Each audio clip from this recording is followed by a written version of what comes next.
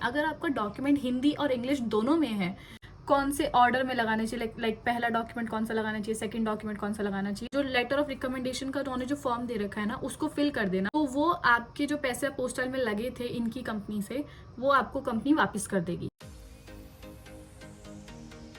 Hi guys, welcome back to my channel. तो finally हम एक वीडियो बना रहे हैं जिसके ऊपर आपको जीके डॉक्यूमेंट्स रिक्वायर्ड, अपोस्टाइल और क्या क्या डॉक्यूमेंट्स रिक्वायर्ड है उसके ऊपर हम वीडियो बनाने वाले हैं। मेरे को पता नहीं लास्ट वीडियो में किसी ने कमेंट लिखा था कि दीदी हमें जीके स्कॉलर बना के ही मानेंगी, तो मुझे लग रहा है वो धीरे धीरे करके सच होने वाला है, क्योंकि जिस हिसाब से मैं डेली जीके के ऊपर वीडियो डाल रही हूँ, मैं आपको जीके स्कॉलर बना के ही मानूंगी। अभी हम स्टार्ट करने वाले हैं जीके डॉक्यूमेंट्स जो कि रिक्वायर्ड है, और उनको आपको कंफर्म करना है कि वो डॉक्यूमेंट्स मतलब ऐसे कौन से डॉक्यूमेंट्स है जो रिक्वायरमेंट पे है, या फिर हमें डॉक्यूमेंट्स कौन से ऑर्डर में लगाने चाहिए, लाइक पहला डॉक्यूमेंट कौन सा लगाना चाहिए, सेकंड डॉक्यूमेंट कौन सा लगाना चाहिए। तो उसके लिए मैं आपको बता दूं, आप उसके लिए एक सिंपल तरीका अपनाओ।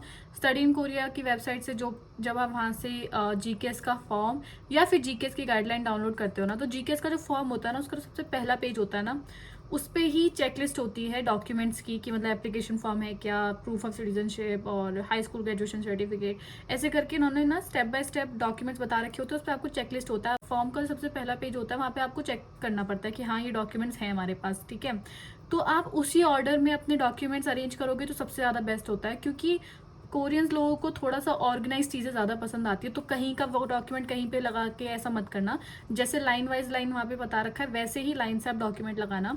तो उससे आपको ये रहेगा कि आपको पता भी चल जाएगा कि मुझे कौन कौन से डॉक्यूमेंट चाहिए और वो डॉक्यूमेंट मेरे पास है या नहीं, और लाइन से ऑर्गेनाइज भी हो जाते हैं। हम भी वही फॉर्म का फर्स्ट पेज मैं आपको अभी खोल के पूरा कंफर्म करके बताती हूँ कि आपको कौन से डॉक्यूमेंट पोस्टल कराने हैं, और अगर वो डॉक्यूमेंट नहीं है तो उसकी जगह पे कौन सा डॉक्यूमेंट आप लगा सकते हो।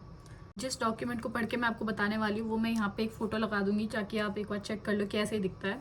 और उससे हम स्टार्ट करते हैं। सबसे पहले तो एप्लीकेशन फॉर्म आपको डॉक्यूमेंट्स में मिल जाएगा। जब आप जीकेएस फॉर्म डाउनलोड करोगे तो उसमें एप्लीकेशन फॉर्म होता है, और वो आपको वहाँ से मिल जाएगा। पर्सनल स्टेटमेंट भी उसी के अंदर होता है, स्टडी प्लान भी उसी के अंदर होता है। वन लेटर ऑफ रिकमेंडेशन पे मैं आपको सजेस्ट करूंगी कि आप क्या करना। देखो, वन लेटर ऑफ रिकमेंडेशन ऐसे लगाना, जैसे कि मान लो जो लेटर ऑफ रिकमेंडेशन का उन्होंने जो फॉर्म दे रखा है ना, उसको फिल कर देना।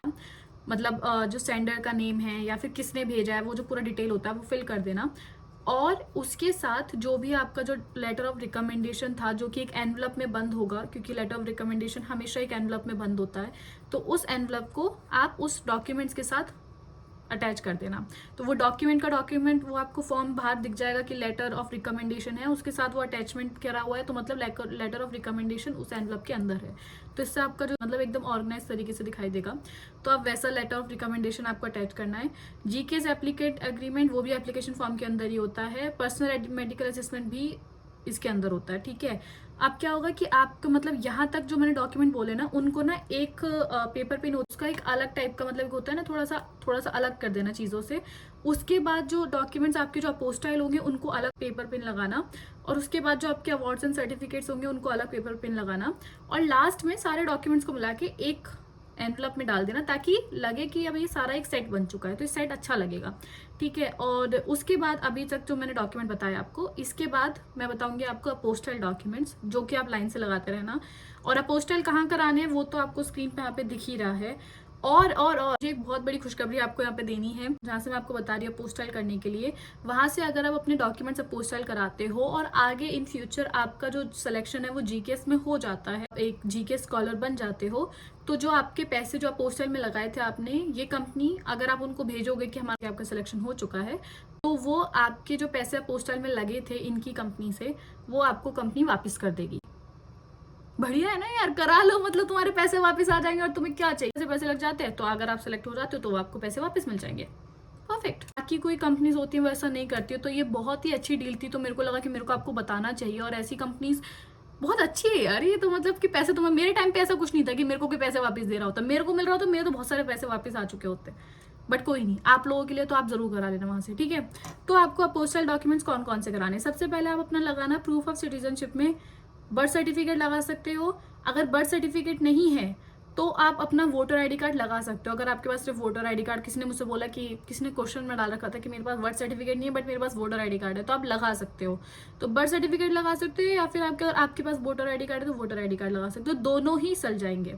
लेकिन अपोस्टाइल करके। इसके बाद प्रूफ ऑफ सिटीजनशिप आपके पेरेंट्स की प्रूफ करने के लिए आपको क्या करना होता है, पेरेंट्स के voter ID card, mummy papa का वोटर आईडी कार्ड अपोस्टाइल करके लगा सकते हो, ठीक है। और अगर मम्मी पापा का वोटर आईडी कार्ड नहीं है तो आप पासपोर्ट की फोटो कॉपीज लगा सकते हो अपने मम्मी पापा की, इसमें लिखा हुआ था कि आपका चल जाएगा। लेकिन लेकिन लेकिन मैं आपको सजेस्ट करूंगी कि आप रिस्क मत लो, वोटर आईडी कार्ड ये पोस्टर करके लगा देना। अब कोई बोल रहा है कि मेरी मम्मी मतलब सिंगल पेरेंट है या फिर मेरे फादर की डेथ हो चुकी है तो मैं क्या करूं, तो आप अपने फादर का डेथ सर्टिफिकेट अपोस्टाइल करके लगा सकते हो, या फिर अगर आपके पेरेंट्स का डिवोर्स हो चुका है तो डिवोर्स का जो सर्टिफिकेट है उसे अपोस्टाइल करके लगा सकते हो। और जिस भी मतलब if you are living with your mother तो आप उनका फिर वोटर आईडी कार्ड लगाओ, अगर मम्मी पापा के साथ आए तो पापा के साथ। लेकिन वो दोनों अलग अलग क्यों है उसका रीजन आपको देना पड़ेगा, डेथ सर्टिफिकेट या फिर डिवोर्स सर्टिफिकेट। दूसरा हाई स्कूल ग्रेजुएशन सर्टिफिकेट जो कि है आपका 12th का रिजल्ट, उसको आप अपोस्टाइल करके लगाओगे, ठीक है। और academic transcript of high school, academic transcript क्या होता है सबसे पहले तो ये जान लेते हैं। अकेडमिक ट्रांसक्रिप्ट क्या होता है, 10th 11th 12th आपके 3 हाई स्कूल जो ईयर्स होते हैं ना,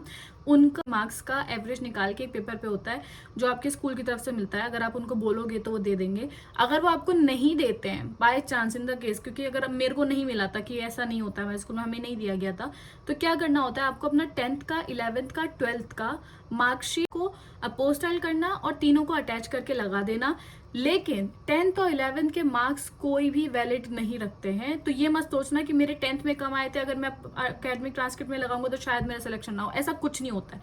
12th के मार्क्स सिर्फ 80% आने चाहिए। अकेडमिक ट्रांसक्रिप्ट वो सिर्फ उनके कुछ और अदर रिक्वायरमेंट्स होती है डॉक्यूमेंट्स के लिए, इसलिए वो मांगते हैं, वरना उनसे कोई वो जज नहीं करते हैं आपको, तो आपको टेंशन लेने वाली कोई बात नहीं है, ठीक है। तो अकेडमिक ट्रांसक्रिप्ट लगा देना। उसके बाद जो फॉर्म है वो आपके लिए नहीं है, वो रिक्वायर्ड फॉर रेलिवेंट एप्लीकेंट्स कर रखा है। उसके बाद अगर आप एसोसिएट डिग्री के लिए अप्लाई कर रहे हो तो आपको अपना ग्रेजुएशन का जो सर्टिफिकेट होता है उसका पोस्टल करके लगाना होता है। बाकी एसोसिएट डिग्री में भी एकेडमिक ट्रांसक्रिप्ट होती है अगर आप एसोसिएट डिग्री के लिए अप्लाई कर रहे हो तो। अगर नहीं कर रहे हो तो आपको लगाने की कोई जरूरत नहीं है उसकी। और proof of overseas Korean document वो आपका नहीं है। Proof of Korean citizenship reunification document वो भी आपका नहीं है। ये कोरियन वॉर विटनेस, ये सब कोरियन वॉर का आपका कुछ लेना देना नहीं है। और ये सारे डॉक्यूमेंट जो मैंने अभी आपको बताए ये वाले, ठीक है, ये proof of citizenship, high school graduation certificate, academic transcript, ये सब अपोस्टाइल होगा। अपोस्टाइल होने के बाद इनको एक पेपर पिन के साथ अटैच कर देना, ठीक है।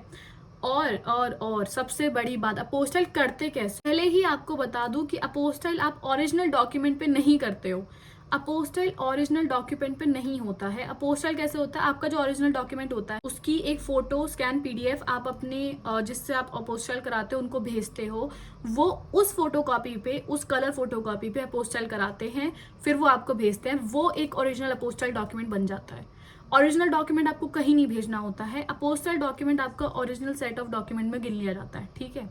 तो ये बात है। और जहां पर मैं आपको बता रही हूँ अपोस्टाइल कराने के लिए, वो आपको एक तरीके से गाइड भी कर देंगे। उनसे अब अगर आप बात करोगे तो आपको समझा देंगे क्या उनको क्या क्या फोटोज चाहिए, तो आपको टेंशन लेने वाली कोई बात नहीं है, ठीक है। नेक्स्ट है अदर डॉक्यूमेंट। तो अदर डॉक्यूमेंट्स में आपका आता है टॉपिक या फिर टॉफिल, अगर आपके पास है तो लगा देना, नहीं है तो मत लगाना। रिक्वायर्ड नहीं है, ऐसा कुछ भी मत सोचना कि नहीं हमारे पास तो है नहीं तो हमारा एडमिशन नहीं होगा, ऐसा कुछ भी नहीं है।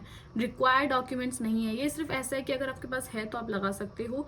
दूसरा आता है copy of awards and other certificates. तो कॉपी ऑफ अवार्ड्स जो भी आपके पास हैं उनको आप सिर्फ उनकी कलर फोटो कॉपी करके लगा लेना, ठीक है। और अगर आपकी जो कॉपी, जो आपका अवार्ड्स वगैरह है ना, अगर वो हिंदी में है तो आप उनको इंग्लिश में करा लेते हैं, ट्रांसलेट करवा लेते हैं, जो कि आप खुद नहीं करते हो, कंपनीज होती है इनके लिए भी, वहां पे जाके आप उनको इंग्लिश में ट्रांसलेट करा सकते हो। लेकिन अगर आपका डॉक्यूमेंट हिंदी और इंग्लिश दोनों में है तो आपको ट्रांसलेट कराने की कोई जरूरत नहीं है, क्योंकि वहाँ पे ऑलरेडी इंग्लिश में लिखा हुआ है। तो ये मत, बस अगर प्रॉपर हिंदी में लिखा होता है तो आपको उसको इंग्लिश में ट्रांसलेट कराना होता है, ठीक है।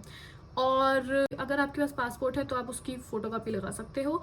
और ये टॉपिक या फिर अवार्ड सर्टिफिकेट या फिर पासपोर्ट कॉपीज, ये कभी भी अपोस्टाइल नहीं होती हैं, तो इनको अपोस्टाइल नहीं कराना होता है। और ये जो अदर डॉक्यूमेंट्स जो भी मैंने आपको बताया, टॉपिक, अवार्ड्स और पासपोर्ट कॉपी, इनको भी एक पेपर पिन से अटैच कर देना। अब हमारे अभी तक मैंने आपको 3 सेट ऑफ डॉक्यूमेंट्स बता चुकी हूँ। पहला था एप्लीकेशन फॉर्म से रिलेटेड, दूसरा था पोस्टल डॉक्यूमेंट्स, तीसरा था ये अदर डॉक्यूमेंट्स जो आपके अवार्ड्स एंड सर्टिफिकेट्स होते हैं। अब मैंने आपको एक सेट ऑफ डॉक्यूमेंट्स बताए थे, अब आप इनको मिला के एक एनवलप में डाल देना, तो इसका मतलब आपका एक ओरिजिनल सेट तैयार हो चुका है। और जो 3 अदर जो सेट बनते हैं वो इनकी फोटो कॉपीज होती हैं, सिर्फ photo copies, colour photo copy कराने की भी कोई जरूरत नहीं है, सिर्फ फोटो कॉपी चल जाएगी। उनको अलग एनवलप में डाल के, अगर आप एमबीसी ट्रैक से अप्लाई कर रहे हो तो। अगर आप यूनिवर्सिटी ट्रैक से अप्लाई कर रहे हो तो जैसे एक ओरिजिनल सेट ऑफ डॉक्यूमेंट जो मैंने आपको बताया, जो जैसे बनाया मैंने अभी, वो एक ओरिजिनल सेट ऑफ डॉक्यूमेंट आपको सीधा सीधा अपनी यूनिवर्सिटी को भेज देना होता है। तो ऐसे करके आपका डॉक्यूमेंट्स रेडी हो जाता है। आई होप कि मैंने कोशिश करिए कि सारी चीज़ें क्लियर करूं। बाकी अगर कोई क्वेश्चन हो तो आप कमेंट सेक्शन में पूछ लेना। मुझे पता है कि मैं थोड़ा अभी जल्दी जल्दी रिप्लाई नहीं कर पा रही हूँ क्योंकि बहुत ज़्यादा बिजी हूँ दूसरी वीडियोस बनाने के लिए। मैं कोशिश करूंगी कि मैं अपना लाइक कर सकूँ, और मिलते हैं नेक्स्ट वीडियो से। तब तक के लिए tata, take care, bye bye.